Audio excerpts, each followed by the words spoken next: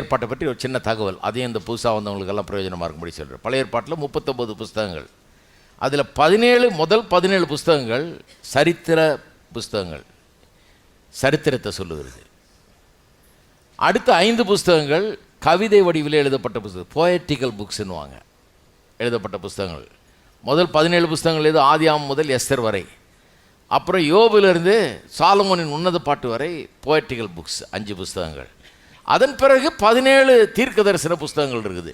அந்த 17 தீர்க்க தரிசன புஸ்தகங்களில் 12 அது 5 பெரிய தீர்க்கதரிசிகள்னு அழைக்கப்படுற தீர்க்கதரிசிகள், ஏசாயா, எரேமியா, எசேக்கியேல் போன்றவர்கள்.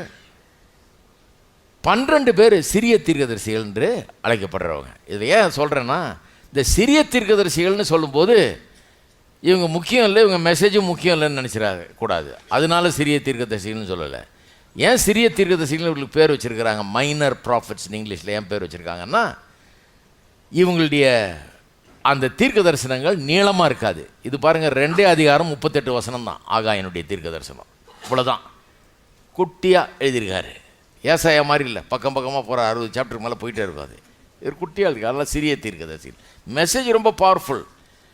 பக்கம் வெறும் 2 பக்கம் தான், 2 அதிகாரம் தான், அதில் முடிக்கிறார் கதையை, இல்லையா?